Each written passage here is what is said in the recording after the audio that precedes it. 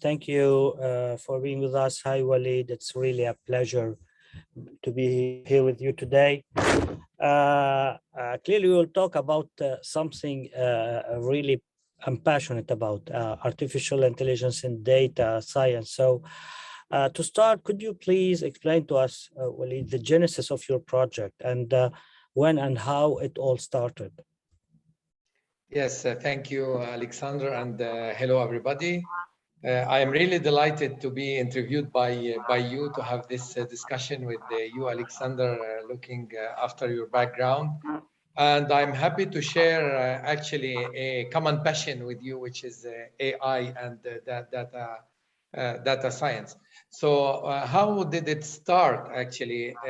Actually, there is two starts, let's say. One is a dream of a children, you know, where we all dream about the lamp of Aladdin, where you can ask questions, or yes, and then you have the genius that comes and exhausts your wish.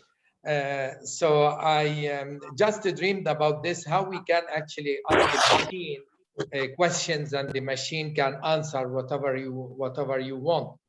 And then when growing up and starting my university studies, I was passionate about computers and about artificial intelligence, how to make the machine thinking, actually.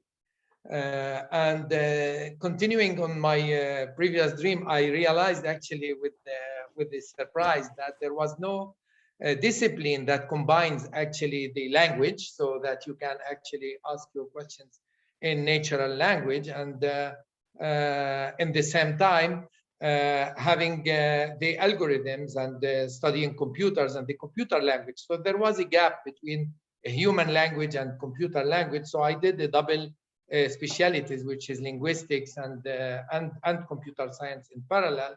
And when I bought my first computer, actually, this was very, very expensive in the 80s.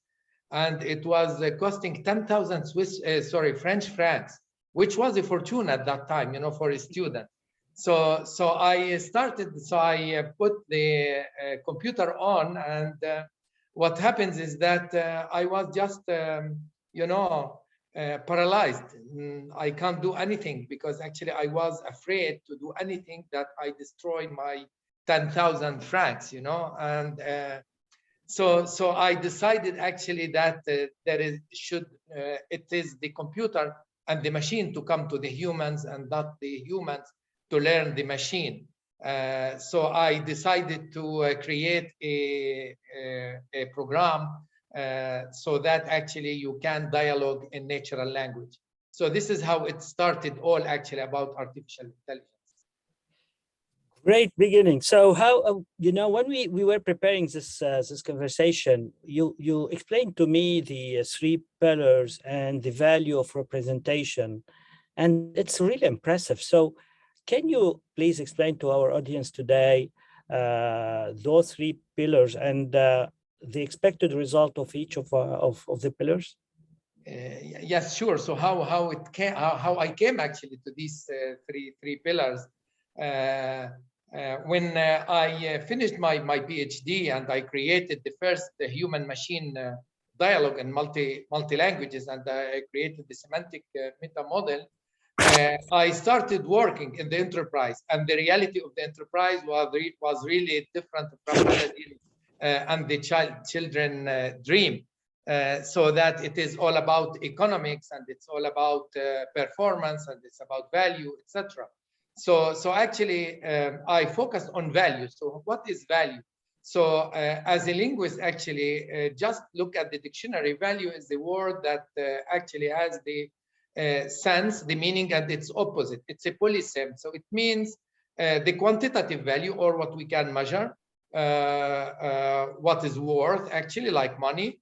And in the same time, it is the qualitative value, which is our values, our beliefs, and what makes us make choices.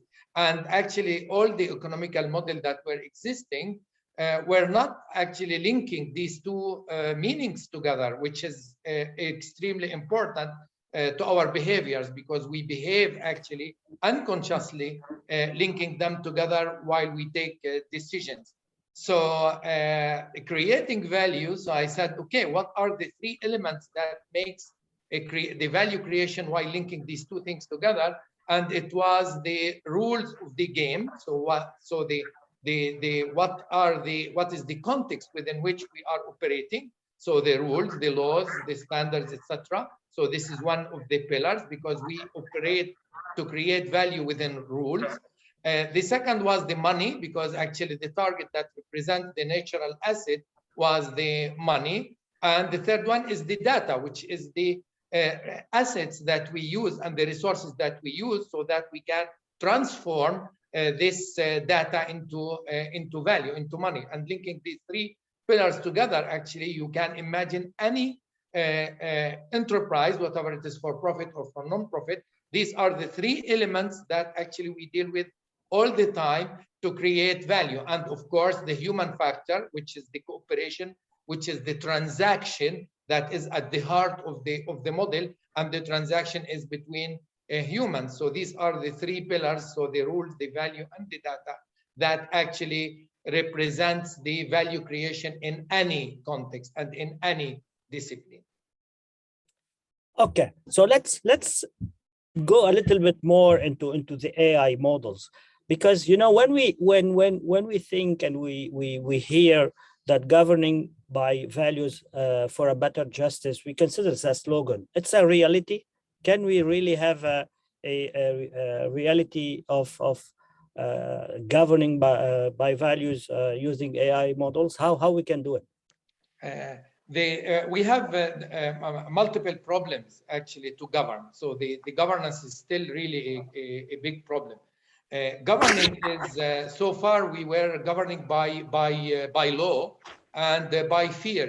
As you know, we are prepared to survive. So we are actually our how to say ambitions or our motivations are linked to either our fear, so we protect ourselves, or by cupidity or greed. We want more, and this model actually across the history didn't work. It's either we are at the right, so meaning that the money is the most important, and then the values. Or the other way around in the models like socialism or communism or any other very left, which is the values are more important than the value, and actually the one or the other, it creates a disequilibrium. It creates a non-balanced psychology of the human, which is actually literally linking these two things together. So we live in schizophrenia. So the difficulty is to how to combine these two together actually with humans.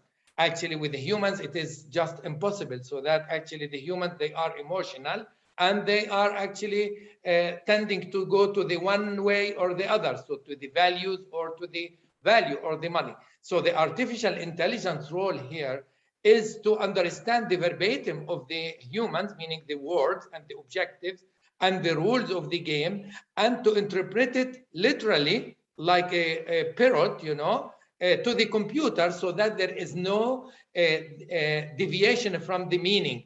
So that actually it links them together thoroughly, so that actually we can see what is compliant and what is not compliant with the values, and what is the impact on the money, so that we can take a decision that is 100% actually linked to the data, meaning that it is not gut feel or anything else. It is just linked to the data, to the rules, and to the money. So the artificial intelligence here is to help us actually articulating our desire, our targets, our goals, and our rules of the game, and to interpret this into a machine language, and to give us the realistic results, so that we can take the right decisions and make the right choices without actually losing sense or meaning. Okay, so let's take a case study here. Okay, let's have a specific case study where decision makers can benefit from those models combining data, money, and rules. And just explain to us maybe one case study you have already implemented in a big group. Yeah, so let's take a financial case for let's say the investment of banks and the loans that they give to the large enterprises, etc. So let's take this. So in general, you need to do know your customer, so KYC, so that you understand the solvability and the reputation and whatever rules that are there for the customer, so that to give them money. And then actually all these decisions and all these things are done manually or with very non-sophisticated or sophisticated, but actually coming from the other era, which is the industrial era, with computational computational algorithms, etc., so that you can actually take a decision and then give the money, and it is big money. So imagine that you don't need actually to do all these reports. You just connect an artificial intelligence at the source of the data, and then the artificial intelligence understands the rules of the game. So what is a good customer and what is not good customer, so that actually you can embark immediately and see if this person, whatever it is, a legal entity or a physical person or a moral person, if it complies with your internal rules of the bank and of the external rules of the bank, and also on the reputation. So imagine who defines the rule? Just sorry to interrupt you. Just explain a little bit more. Who defines the rules? The rules are actually many times when we think rules, we think that it is computer rules. Actually, the rules are there. You have people that are putting laws and putting rules, etc. So this is the governance part of the story. So to govern your business, these rules are existing. It is simply you need to tell them to the artificial intelligence with your natural language. You just write them as they are, and the computer or the machine will interpret these rules into computer code, so that it actually detects the fraud or detects the deviation from these rules in the databases, because the data is there, and the rules are there, and the transactions are there, because we know what transaction, what money we would like to give as per the request. So one of the very large banks actually in Europe, we were able in less than 8 days actually to identify 500 billion euros that were actually at risk and that were exposing the bank. Why? Because actually these 500 billion euros were not compliant with the global regulations, with the internal regulations, and sometimes actually with the ethics. Okay, so and we identified the 80 customers that were exposing the bank. And all of this is not a punishment way of doing things like the traditional audits. It is actually anticipation, because the artificial intelligence will imagine the future transaction, and it will actually detect the fraud before the fraud is there, so that actually you can still act. So you don't punish people, you anticipate actually your future. So, and in general, signals out of those transactions and data. Sorry? You detect signals out of those transactions and data? Yes, and not only signals. We detect the very exact transaction that is not compliant, or the transaction that is compliant, and the transaction that will not be compliant. So actually, if you imagine a plane, when you take at the airport, you take the plane, the pilot of the plane doesn't receive data real time. Real time is too late. It will receive data, the pilot will receive data, and the cockpit will receive data from the future. And the future is sending the data actually to the present, so that we can anticipate, because with the with the speed, you cannot just react. You don't have time to react. And it's exactly the same thing for the enterprise. You have a future transactions. it is the many times it is planned, so that you know the planning, you know where you want to go.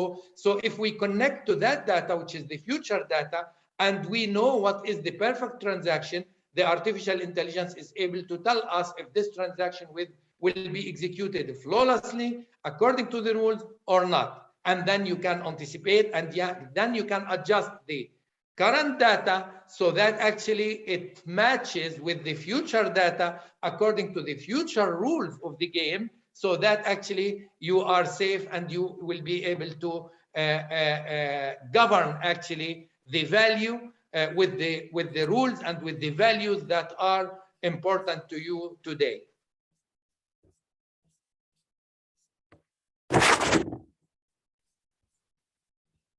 I want to make your life a little bit difficult here. It is. Dr. Walid, do you hear me? It is a pleasure Hello? to have a difficult life, because if you don't have a difficult life, it means that you don't really live. I want to make your life a little bit difficult. Do you hear me now? Yeah, we can hear you, Alexandre. Okay, so with the startups, Dr. Walid, they don't have as much data as they want, and because of the history of the company. So how we can make such models work for startups? So this is a really a good question. Actually, it is not difficult. It is difficult to answer. This is true, but it is really a good question. So far, the artificial intelligence was meant actually to digest huge amounts of data, so that actually it can find patterns and find somehow intelligence. Our model is completely different. It is not actually, you don't need the this quantity of data. So all what you need is the data that you have access to. It is your own assets, and it is you need a meaning or a purpose of what you want to achieve. And then actually our AI will generate the algorithms on the fly contextually. So meaning that the context that has never been taken into consideration with the artificial intelligence, for the first time in history, the main thing actually here is the context. So whatever your context is complex or not complex, this does not depend on the quantity of data that you have, but it will depend actually on the assets that you have, and it depends on the targets that you would like to achieve with the data that you have. So I will give an example, So if you take a great company, a huge company, I will not name any actually for not publicity, that is an SA, so a limited company. Actually, whatever its volume is, it operates exactly the same way as a small company, which is SA, that is very little, that is a startup, So meaning that the rules of the game are the same. So what differs actually is the intelligence in the values that you have. So actually so our artificial intelligence will act on the values and on the context and not on the data. So the data must comply with what we would like to achieve, so that actually we achieve what we are meant to achieve. So actually our artificial intelligence is very light, and it is empty actually. It is empty, and you will fill it with your values, with your requirements, and connect to the existing data. So you don't need actually a huge microprocessing, and you don't need a huge amount of data to actually operate. So this is one of our competitive advantage, is that today in 10 minutes, you can put any function of the enterprise under governance, whatever actually it is, from a huge company or a small company. It doesn't actually matter. So what matters is the knowledge. So the knowledge is light. The knowledge and the wisdom actually are light. It doesn't require a huge amounts of data. And more importantly, the old AI or the traditional AI depends on the past data. So actually, it will never actually achieve your future value. And if it gives you some hints or some trends, actually nothing will be sure. Why? Because if you remember the COVID, who imagined that the whole society, the whole earth will be on their knees because of a virus, So this actually, if you put any of those old artificial intelligence or the traditional artificial intelligence, you will not achieve anything. And our artificial intelligence works on natural language, which means that it is your language. So you express yourself with meaning. Okay. A lot of asset managers now, since now a few years with different labels, they invest based on ESG rules. How your, let's say, models could rank companies, and what are the values and metrics of the ESG components of your models? Yeah, the ESG and the SDGs. Yeah, so this is a very, these are the I call this the common values of the humanity. This is what we reach. If we can This say is our wisdom, gender equality, eradicate poverty, etc., and safeguarding nature, and all of this these slogans. Unfortunately, today, huge companies, they are investing a lot of money, and the asset managers as well, a lot of money on sustainable development, assets and sustainable assets. So the problem of this is still actually with the old mindset, which means that it is a reporting exercise and it is a marketing exercise. So this way of doing things will not actually change the world. Why? Because actually, if you say that, okay, we need to reduce the carbon footprint, okay, but reducing the carbon footprint, it's a good thing, but actually it is very minimal if we don't change the destination.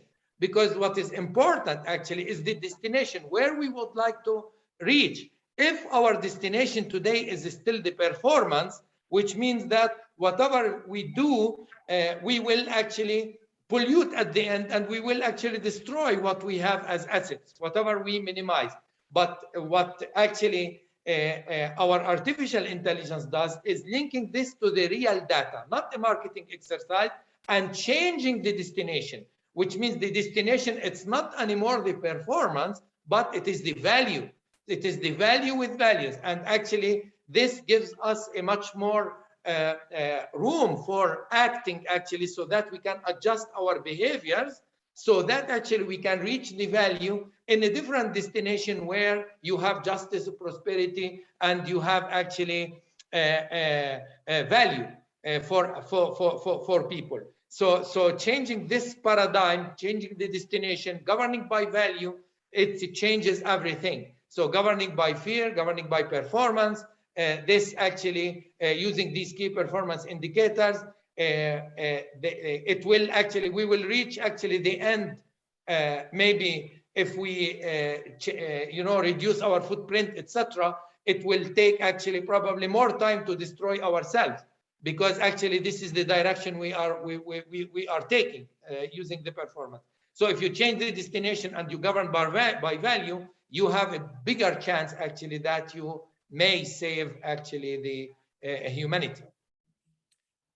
Let's deep dive a little bit, because again, clearly we need to maybe from you an explanation of what could be a meta model, the attribute, the characteristics, and the error margin we could have, because we will not have a set of data which is 100% accurate. So how let's be more scientific here and explain to us a meta model, please. Yes, this is a very good question. Actually, this is the debate actually between linguistics and linguists and computer science. Okay, people. So actually, I combine these disciplines because actually, if you take the thing from a pure linguistics, you will get an answer, and if you take the question from a pure computer science, you will get another answer. So what the answer that I will give is a combination, because I don't believe in statistics. Okay, so statistics, it doesn't really help. Why? Because we need 100% precision. We need to live. We need to survive. It is not. Sorry, we need to live and not to survive. Because actually, statistically, and these risk models, etc., they proved actually that they are not performant. And the biggest events that actually impacted us the most in the world, economically and environmentally and socially, etc., were actually never foreseen. It was almost impossible to occur, and we cannot explain them except after the fact, as Nassim Taleb says, in his book. So meaning that we need to go into another model, which is a semantic model, something that is based on meanings of things that is 100% sure. If you say, I would like to go to the US, my target is the US. There are requirements that actually you have to fulfill, that your data must fulfill, so that actually you go to the US. So then actually, instead of measuring the quality of the data that you have, so that you keep your life actually correcting the data, is if you put the target and you put the rules that will make you reaching there, all what you need to do actually is adjust the data. If the data is missing, I create it. If the data is not compliant with my rules, I make it compliant. So it is not based on statistics, but it is based on 100% certain. That's why I cut actually the programming that is the computer programs that sits between the human language, the human will, the human ask, and the machine. So that actually it is the machine that will actually generate algorithms that are contextual, that are 100% aligned with your targets and with your goals and with your rules, so that there is no margin for mistakes. I have a personal question to you, but before I ask this question, I want to understand a little bit more. When your algorithm is running and you detect, let's say, some abnormal data, do you consider this as noise and you cut it, or how it works? So actually, when we reach data that is not compliant, we give feedback. We give feedback to the human, so that the human must decide, because actually the human will decide according to the value and the impact. So this noise, what you call noise, actually is exposed with the value and the impact. So the value, if you align it, and the value is measured in terms of money, and the impact actually if you don't correct it or you don't cut it, so this will gives you the choice, so to say that to balance between money value and values. So you can actually balance to say that, okay, the impact is not really great, not big, so that let it go. Or you say, no, the impact is huge, so just actually correct it so that we can maximize the value. Okay, so let's come back to this out of curiosity, because again, it's a personal question, and we were talking about performance, and we were talking about let's say saving the humanity, and I'm curious to know, can this be simultaneously a profitable business to create, generate performance and at the same time save the planet?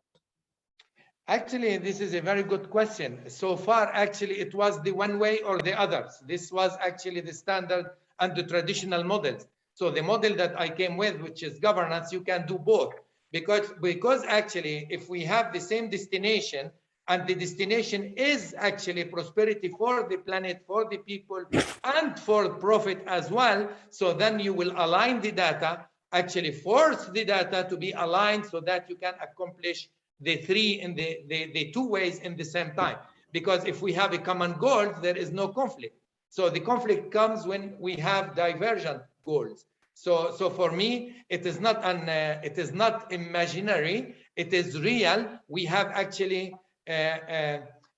saved a lot of money actually in the world because of this cleansing this money. So the old paradigm is money at any price, meaning the money does not have a smell. So today the money has a smell. So if you actually adjust the money that has a good smell instead of bad smell, then you will be able to make good money and in the same time save the planet, because actually it is not contradictory of the values and of the target that you are putting. So performance is not the issue. What is the issue is creating value with values. Values, it doesn't mean that it is for a single person or a single community. Values, it means for the planet, values for the shareholders, values for the people, values for the person, etc. So it is not, an utopia, and if it is an utopia, it is a good utopia that can be achievable, which is just governed by value. And as I said, in 10 minutes today, it is demonstrable. Give me a bank, I go to the credit database, I plug the artificial intelligence into it, DEMS Nexus, this is what it is called, and in 10 minutes you can put it under governance and you can know. So then you can decide and you can make choice. So the thing here is to give you the possibility to have the choice. What do I want to destroy or I want to build? Do I want to have the money and destroy a country, or I want to have the country and spend the money? And you can also say that, okay, I will do both, meaning that I will generate good money, and in the same time by doing the good actions, meaning complying with the rules that we believe, because the rules at the end, it's our beliefs. If we believe that gender equality will generate value and it is our human wisdom, then actually we spend money to do this, because if we believe in this, it means that it will bring more money. So this is actually a virtuous cycle, actually, if we execute our beliefs. The problem today is that we believe in something, but we do the opposite. Okay, let's be more practical here, because some of the of the questions we raised, we need to be a little bit more practical.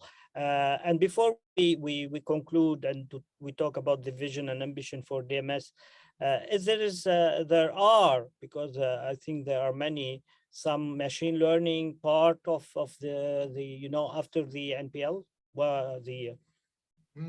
actually the ultimate goal actually is to have the human knowledge used by wisdom, thanks to the artificial intelligence, used wisdomly, so that you can generate the value. So actually the whole story lies on our knowledge models. So far we have a huge amount of knowledge that we have that are spread, that are not linked together, and they are not linked actually to the outcome. So from one side you have the knowledge, from the other side you have the wisdom, and from the other side, and from the third side you have the business and doing the money. So here is the time to connect the knowledge together, so the machine knowledge, the human knowledge, the data knowledge, and to use it wisdomly, so that actually we can generate the value.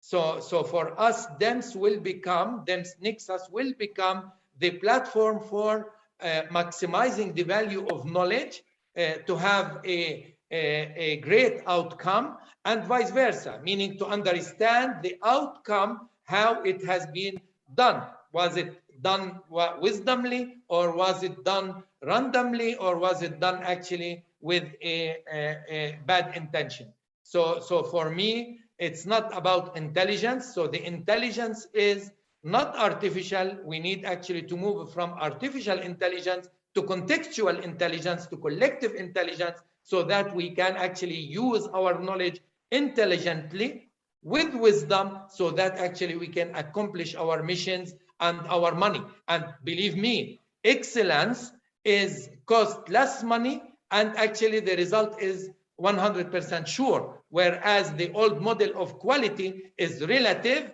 and the results are not sure. So let us talk about the vision and ambition for DMS. So explain to us your vision, and how, if we want to make this world, let's say, better and safer, how we can avoid illicit money, how we can avoid fraud, how we can avoid any let's say needed compliance rules, how we can put in place needed compliance rules. Very difficult question. It has two parts actually. The first part is technically how we can do this, And the second part is humanly or wisdomly how we can do this. So today, the real problem actually is that we need to admit that we are different. We cannot all operate within one model, within one rules, within one context. It is impossible because we are humans, we have different backgrounds, and we have different laws, we have different beliefs, we have different, everything. And this is from one hand. And actually, everyone believes that his values and his, properties are more important than the others' properties and the others' values. So that creates a context. So we need to have contextual intelligence, which means contextual environment dynamic that actually works as per the participants of the transaction. So let's be a transactional focus so that actually when we will govern by the transaction according to the values of the parties. And let's actually have each community lives their own values as they wish if it doesn't actually impact the values of others. So this is one side of the story, which is our humanity has to evolve towards accepting the difference and accepting multi-reality. There is no truth.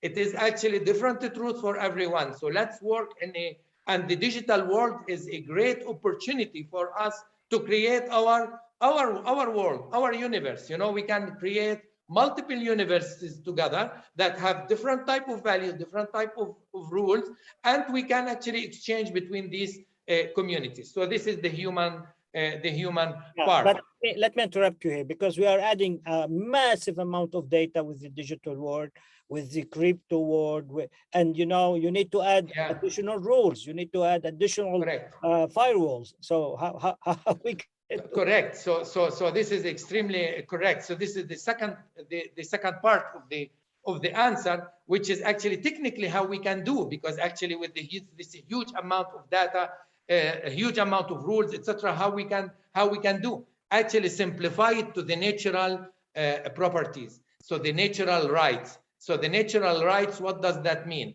We have three rights. We have three ownerships actually that are individual, that actually are the basis of the conflict between all people. So the first right is the right to live, your life. You protect your life, you have the right to live, and no one can take your life from you. So this is first property. The second property is your space. Your space is your money, is your resources, it's your houses, it's your land, etc. So this is your space. And the third is your sexual property, which means the transmission actually and the heritage to the next generation. So these three properties actually where if we link everything to these three properties and we put the right rules so that we can safeguard these properties, we will be able actually simply to focus on the data that is relevant to the properties, the rules that are relevant to these properties, and everything else is a transaction. So meaning an exchange. So how we can do this technically, actually it is very simple. Today, if you take the dollar, the dollar in 1942 actually was a certificate for the gold. This what was actually the agreement after the Second World War, actually, so that the reserve is of gold is in the US, and then they give you a certificate of dollars so that you can rebuild or reconstruct actually Europe, or you can safeguard actually the patrimony of the humanity with this gold. So there was a link between money and the natural resource, okay, which is the natural property. So this actually changed. I will not make the story again. Then actually the US was printing dollars and without actually a gold reserve. So they were giving actually money to countries, debts, so that actually they safeguard their own economy, so their own actually resources. And then they went and linked it to the petrodollar, and we know actually the story. So today we have an inflation where the money, does not link really to a natural resource. This is the real problem that is actually to a natural asset. So this is the real problem. So if we have a system that, like our system, which is dense Nexus, that actually dynamically links every single money, whatever it is, crypto money or standard money or a alternative money, etc., or alternative currency or complementary currency to the real asset, and the real assets are two, actually, there is no more. So the real assets are either natural resources or your work, because when you work, you give a service. So this is an asset that will generate value. So this model, and this is really the governing by value, this model is light, very easily implemented, and actually will save the natural resources of the local resources, because actually the resources are local. And if you take, I take the example of Lebanon today. Why should the price of Apple depend on the international market? Why? Okay, I actually, if I find anyone that can answer this question, I mean, I am very grateful. So it is very easy. It is obvious. It is in front of our eyes. Simply link your values to your together. Link both sides of values and link your real value to your real money. And you can actually cooperate, and you can actually save Lebanon. It is very simplistic what I say, but scientifically I can prove it. Actually, it is only difficult because the people doesn't want to do it. So this is actually if we start talking about Lebanon, we need a government of robots instead of the current government. But anyway, we have a question from the audience. I think it's Mahdi, who is saying that how can you address transactions being made by AI robots? You will be facing tech by the same tech? So actually the answer is yes. A transaction is a transaction, and the transaction has parties. At the end, actually, what is inside the transaction, it has parties, real parties, and these parties and the transaction must have rules. So whatever it is, a robot that executes it, or whatever it's a human that clicks the button to execute it, it doesn't change really anything. So the only thing that actually needs to be done is that the algorithm of the artificial intelligence must be contextually generated on the fly, so that you can execute only the transactions that are compliant with the rules and values of the different parties of the transaction. Great. We are still having a few minutes. Tell me in 2 minutes, maybe, what you would like to advise to our audience, with this new era of digital AI, crypto, tokenization. How do you see the world happening? Actually, my only advice would be, such a system like this, just forget about working vertically. We have a blockchain, cryptocurrency, data quality, compliance. We have data governance. We have governance. We have digital platforms. We have metaverse. We have all of this together. Actually, if you think about it, it ties only to the interactions between people to make money, so that actually they can buy assets, okay, or they can invest, so that actually they can increase their space property. So actually focus on what matters, meaning that do not focus on the technology itself, because this is the artificial intelligence that I brought, is to replace all these artillery of different verticals that are not connected to each other, and actually go and link everything to each other, because you cannot do cryptocurrency without actually natural assets. You cannot do a blockchain without a transaction that is actually sure, because once it goes to the blockchain, it's too late. You know, you cannot do business if you don't comply with the values of the customer, because the customer will not buy from you, etc., etc. So everything is linked together, and go back to the trade actually that our ancestors were doing actually, even since, you know, Joseph, in Egypt. You know, just focus on the value and focus on what matters, which is the transactions and the different targets that you would like to reach, and on the values you would like to reach. So for me, if you take this system, DEMS Nexus, in 10 minutes, you can start the dialogue with your data. In 10 minutes. In 10 minutes, you can start actually, detecting what will go wrong in 10 minutes. So actually, this advice I give it, but I know that actually the personal interest of many of people doesn't actually, doesn't comply with their own beliefs. You know, so as I said from the beginning, we are living in a huge schizophrenia. We are living in a world that actually there is no wisdom that is connecting knowledge together, but we are working on silos. So my advice there is to go viral, and going viral, it means working together and changing our work, ways of working, and trying something else. You know, try it and see if it gives results or not. But if you continue to apply the same rules, the same methods, the same education that we get, we will continue to reach the same things. So the crisis, it's a consequence of what? Of our actions, of our ways of thinking, of our philosophy, of our models. So just to try to have another model, try the govern by value, try actually governing with artificial intelligence, try to change, by changing yourself, and then actually you will see that you will have different results. At least it will be different results because it is different rules.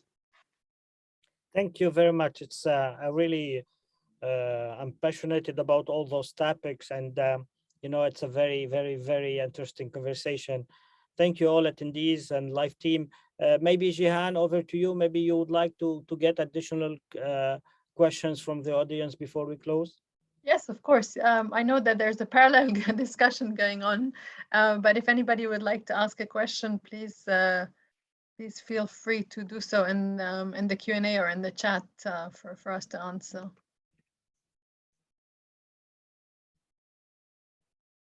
Yeah, they are exchanging their LinkedIn profile, Yeah. which is good. No worries. I think there was a very interesting conversation about error earlier. I don't know if you guys want to pick up on that. Yeah, it's actually again, eliminating the noises from data sets, because the huge amount of data now we see, and we let's say we give to the AI, it's just impressive. And as Dr. Walid was saying, again, you alert the first time, so maybe afterwards you clean, or you change, you set new rules, and more and more, so the set of data become never with zero error, but he's very optimistic, I think, but no, it's we can eliminate some errors. Yeah, actually you are right. It will never be zero error. Why? Actually, it's not because the data is wrong. The data is never wrong. The data is always for a purpose. But actually the data becomes wrong when we change targets and we change rules.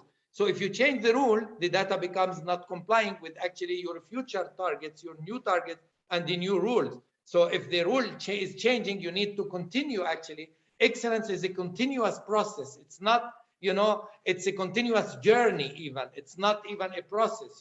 It's not a beginning and an end. So that actually the data must always be aligned actually with your future rules, with the future targets, with your current rules, your current targets. So in order to reduce the errors is not to use past data according to the past rules to achieve new targets. Remember, if you have a new target, it means that you have to change your rules. And if you change your rules, so you have to change your data. And this is a continuous journey. So reducing the target is not to reduce the errors of the data.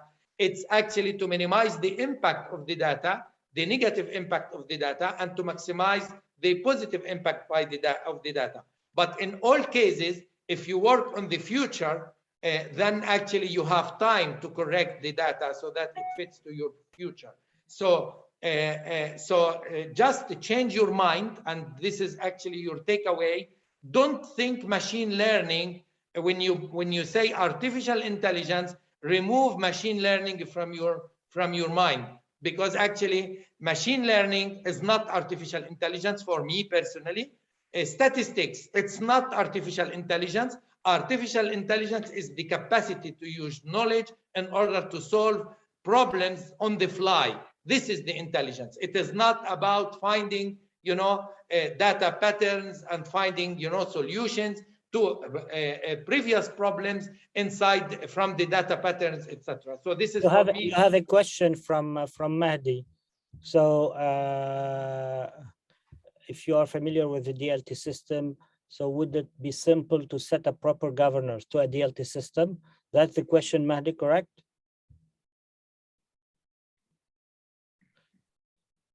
The governance, actually, it's not how you can put a governance to a DLT system. That's the question. Actually, the governance is what? You need to access the data at the source, so that actually you govern your assets. So your assets are your people, your ownership, your space, your money, all the components of the value system. So actually, any system that you want to govern, it has to give access to the data. Once you have the access to the data, then the semantics of a computer, of a database, actually is not rocket science. The computer is. But Dr. Walid, when it is in the blockchain, it's too late. No. You can. You have to do it before it goes to the blockchain. So you put the rules before it goes. Absolutely. Absolutely. So the blockchain, for me, the good blockchain must not contain any rules. It must be just a register, of the transaction, but not rules. It must register the transaction and the context of the transaction, but not actually the rules. So the rules actually must be outside, and this is governance. So in the governance system, you will have the traceability. I will put you in front of Mahdi, because he is the blockchain specialist here in our audience as well. And he's asking you, what do you mean by before the blockchain? Or I think he's saying before registering the transaction, Mahdi. That's what Dr. is saying. Correct. Before to register the transaction, you must ensure that this transaction complies with your values, and then actually you set the rules before. Yeah, because again, if the book of record is blockchain based, it's done, and it's really only a register. Yeah. So actually the associated tokens. Yes. So actually you have, the business is what? You have from one side, you have a wallet, and you have your blockchain to register the transactions. You have the money, that the real transaction, what you want to exchange, and you have a governance system that actually integrates these two parts together. So the governance system must be at the heart, and then it must be before the registering in the database of the blockchain, and before to register in the database of the transaction. I see what you mean. Okay, it was really great. Thank you very much. Any other question before we close this session?